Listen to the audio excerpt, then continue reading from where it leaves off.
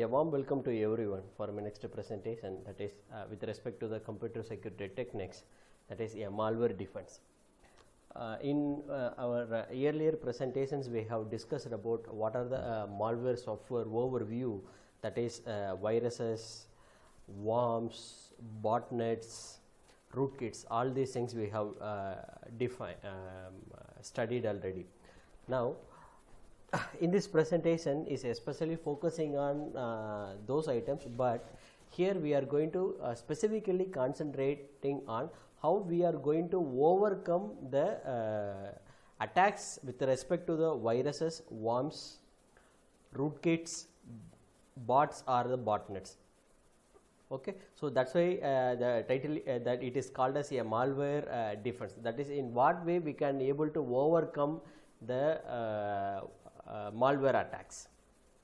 Okay, so as viruses, we know that we have a variety of antiviruses are there. Whenever the virus is coming, we have a variety of antivirus is also there to prevent the particular virus spread. Okay, so the ideal solution for virus threat is to prevent. Okay, the very first step of this antivirus is to do not allow the virus to get into the system during the initial stage itself. So the main goal of this antivirus, but it is impossible to achieve, that is prevention can reduce the number of successful viral attacks. We can able to prevent, we want to prevent the variety of virus attacks so that the system performance will also increase. That is the main goal of the antivirus system. Now, we will go with some of the best approaches with respect to these antiviruses. One, first we want to detect, that is during the detection time, once if there is any program is infected, we have to take into the consideration, that is we have to determine or analyze when it is occurred and where it is occurred. So the location we want to identify the location and we want to locate the particular virus. So after detection, we need to identify the specific virus. It is what type of a virus is, what type of a malware is based on the infection. And then we need to remove the entire malware or the particular viruses. Okay, so once if it is identified with the specific virus, then we need to remove all the traces of the virus from the infected program and restore it to the original state, so that the working of the particular process will not disturbed by this virus. Okay, remove the virus from all infected systems so that the disease cannot spread further, because the main thing of the virus is the virus spread from one system into the another system. Once if we remove the particular viruses, automatically we are stopping for the further spreading from one system into the other systems. Okay, if detection is succeed, if we detected the particular antivirus, either the identification or removal is not possible. We can able to detect with the help of the some of the antiviruses, we can able to detect the particular virus, but identification and removal is not possible in not all the antiviruses, in some of the antiviruses. Then in that case, we need to discard the infected program and reload a clean backup version. So if we are not able to identify or to remove the particular virus, what we want to do is just we want to clean the particular that is we want to discard the particular program, that is we want to delete the particular program and reload with a clean backup. Okay, so actually in the earlier viruses, it is comes in with the very simple code, so that we can easily identified and cleaned the viruses with the help of some simple antivirus packages. But whereas in nowadays it is more complicated, and the complication is also keep on increasing. So increasingly sophisticated antivirus approaches and products continue to appear. Okay, so because of this complex and still the viruses capacity is increased like anything. So we are going to make use of the two most important concept in antivirus approaches. Okay, so one is called as a generic decryption. So with the help of the generic decryptions, even we can able to stop spreading the polymorphic virus, and next one is a digital immune system. Okay. What do you mean by generic decryption system? Now, in this generic decryption system, we can able to easily detect the complex polymorphic viruses, because the nature of the complex polymorphic virus, once if it is affected, then when it is executing it, automatically the virus must decrypt itself to activate. Okay. So first it decrypts for the activation. So in order to detect such a viruses, the executable files, all the executable files are run through a GD scanner. That is, GD scanner is called as a generic decryption scanner. So in this scanner, the following components are associated in this scanner. One is CPU emulator. So CPU emulator is called as, it is a software based virtual computer. As I said once again, it is a software based virtual computer. So the instructions in the executable files are interpreted with the help of this emulator before executing the virus, polymorphic virus, and actual by the particular processor. Okay. So these instructions are interpreted before the process is actually executing those instructions and actual spreading of the particular polymorphic virus. Okay. Now this emulator software includes in all the versions in the registers and the processor hardware, so that the underlying processor is unaffected by the programs interpreted on the emulator. That's why we are going to say the emulator is called as a software based virtual computer. Next is a virus signature scanner. So every virus having its own structure. Okay. So in that we are going to identify what is a signature of the particular virus. So the target code is looking for known virus signature. Okay. Next is emulation control model. It controls the execution of the target code.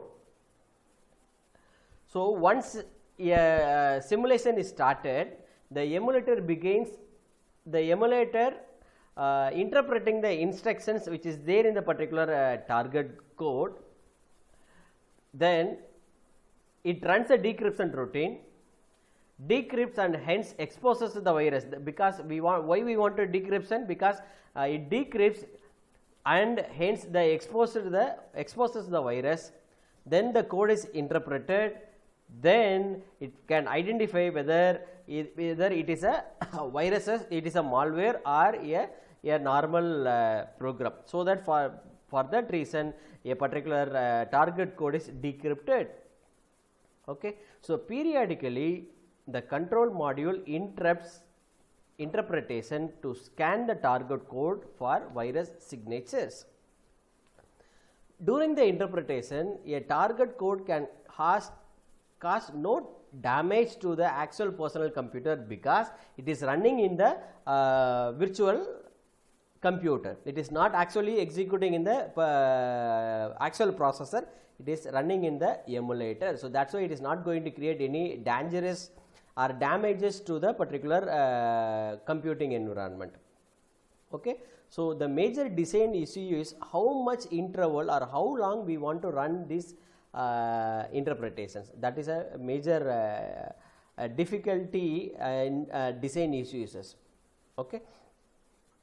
So if it is a longer scanner emulates a particular program, the more likely it is to catch any hidden viruses. If you are running the scanner in a longer way, we can able to get longer time, we can get all the we can able to catch all the hidden viruses. Okay. But here the amount of time is very, very less, because we want to process that particular instructions also. Okay. So the antivirus program, if we are taking the too much of time, obviously it takes the too much of resources, then automatically the performance of the system is degraded. So the another one constraint, the major constraint in every activity of the system is the performance. So we have to take it into the considerations, we should not degrade the system performance. So next is a digital immune system. So it is a comprehensive approach which is designed by both IBM and refined by the Symantec. Symantec. It is a combination of IBM developed project and further subsequently refined by the Symantec. Okay, the main motivation of this digital immune system is to identify the viruses which is based on the internet. Okay, so that is a internet based virus propagation, they want to remove it. So that is the ultimate motivation of the particular system. Okay, so initially that IBM has defined the particular digital immune system. So in this case, the virus threat was characterized by the relatively slow spread of new viruses and new mutations. Then antivirus software was typically updated on a monthly basis, and this was sufficient to control the particular program, because when it takes the new mutates, automatically the new viruses are generated. So we want to update the particular antivirus in a periodical manner. All the patches we have to run it in a very frequent manner, then only we can able to identify the viruses, the present day viruses. Okay, so the two major trends in internet technology is increasing impact on the rate of virus propagation in recent years. One is a integrated mail system. These are the two major trends. Then another one, a mobile program system. So in this integrated mail system, is a system itself is having a Microsoft Outlook and Lotus Notes in Windows operating system. So with the help of that, we can send any messages to anyone.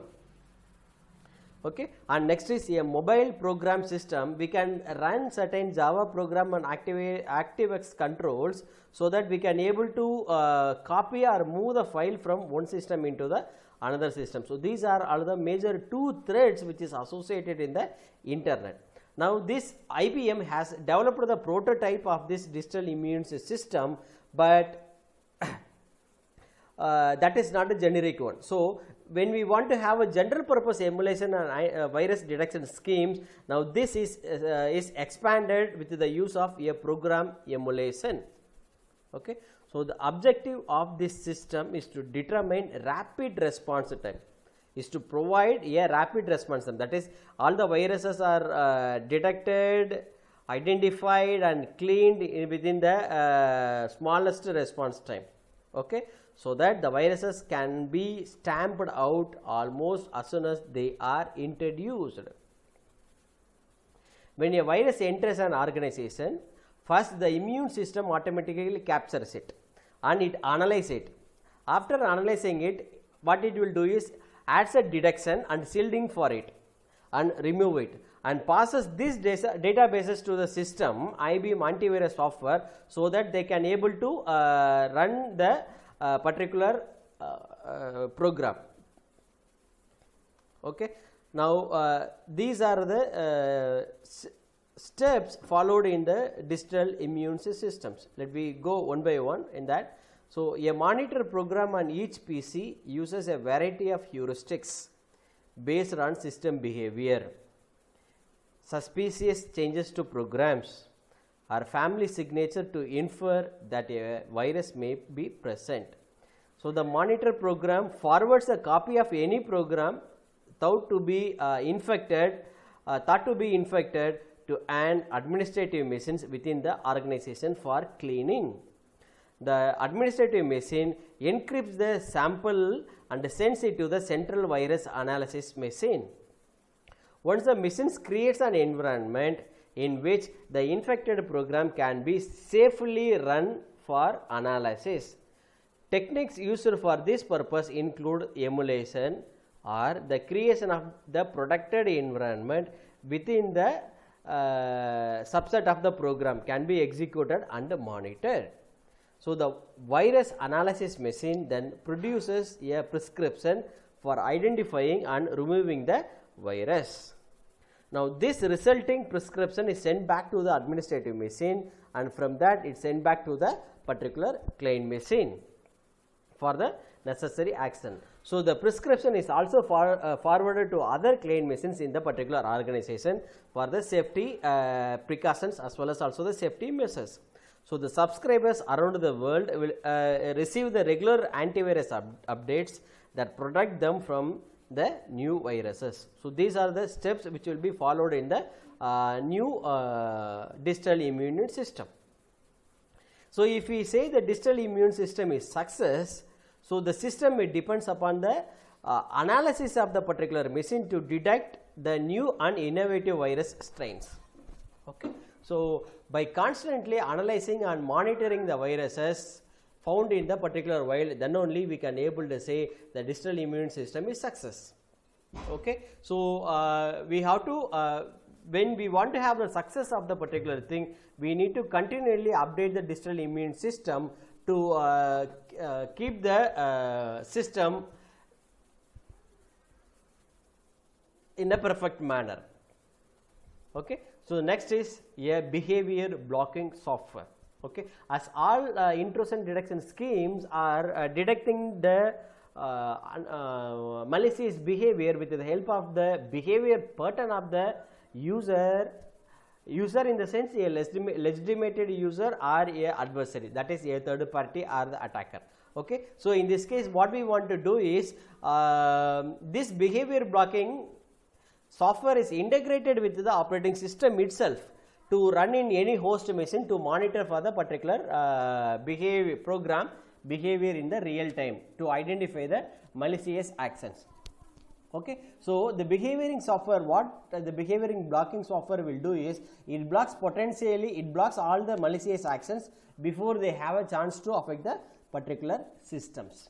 Okay. So it can include attempts to open, view, delete and or modify files, attempts to format disk drives and other unrecoverable disk operations, modifications to the logic of executable files or macros, modification of critical system settings such as startup settings, scripting of email and instant messaging clients to send executable content, and initiation of network communications. Okay. So the behavior blocking software, it runs on the server and desktop computers because it is integrated in the operating systems. So it is running based on the concept of the policy set by the network administrators, so that it can able to block any malicious software based on the rules. If the rule is not accepted by the particular any process or any program is not accepted by the policy set by the network administrators, obviously that particular module will be blocked for the execution to the respective from the respective user's point of view. Okay. So in this case, see in this diagram, this is a complete block diagram of the particular thing. So what the administrator will do is, a administrator is preparing a set of policies for detecting those malicious behavior for the particular users with respect to the internet. Okay. Then this malicious software manages to make it and through the firewall. Okay. So now it blocks on any suspicious software from executing it. Okay. Then a blocker send the alert message to the administrator stating that the behavior of the blocker can be block suspicious software in real time. That is a major advantage of this particular behavior blocking software than the antivirus program and fingerprinting concept. Okay. So next is worm countermeasures. So this is a considerable overlap in techniques dealing with the viruses and also the worms. Okay. Once a worm is resident on a machine, so antivirus software can be used to detect it. Okay. So it can be the worm propagation generates a considerable network activity. Now this network activity and usage monitoring can form the basis of a worm defense. So with the help of this network activity and monitoring, continuous monitoring, we can able to form the worm defense. Here there are the major requirements of worm countermeasure is generality. That is that antivirus software, it should be a generic one, so that it can supposed to execute in variety of machines to understand the worm attack, including the polymorphic worms. Okay. Next is timeliness. So, within the shortest amount of time, that is the response time is very quick. Within the shortest response time, it is supposed to report to the administrator or the user about the infected systems. Next is resiliency and a minimal denial of service cost, and the transparency and global and local coverages. So, these are certain components which is associated in the worm countermeasures. There are the 6 classes of worm defense.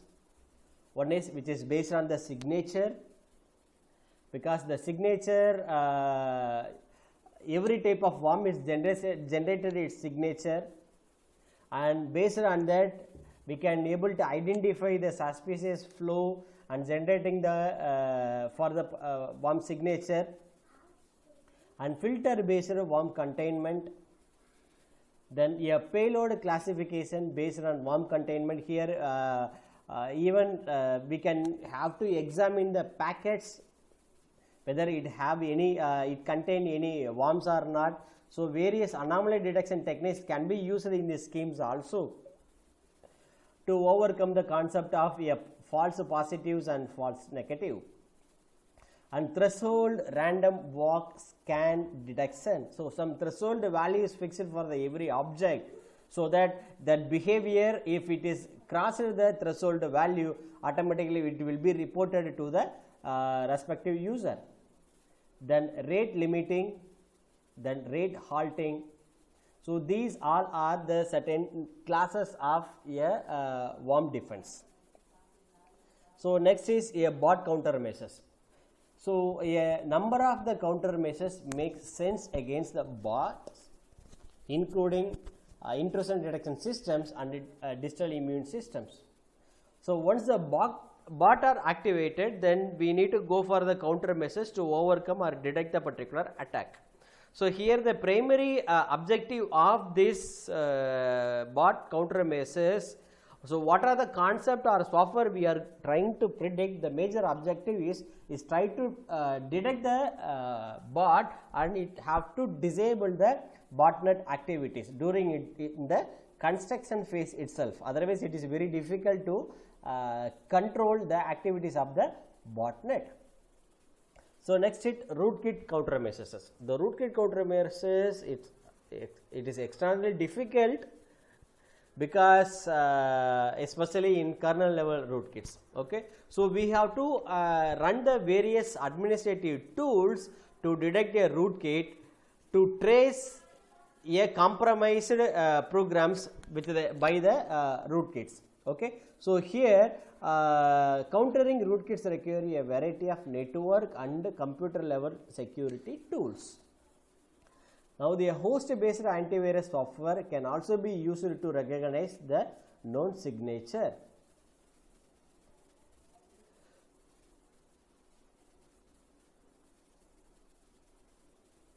Okay. So, the some antivirus software that typically intercepts a system call. So, another approach we need to have this integrity check. So, in this case the example is a rootkit revealer, a freeware package from Intel's.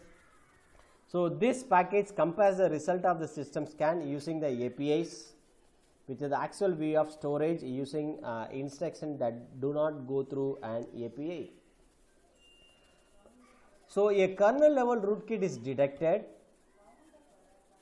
by any means, then we have to go for the secure and reliable way to recover it, because it affects the kernel. So, only way to overcome or recover the system with the reliable and secure way is the entire new operating system has to be reinstalled on the affected machines. Okay, this is the only way we can able to overcome a rootkit spread the rootkit in our system. Okay, thank you.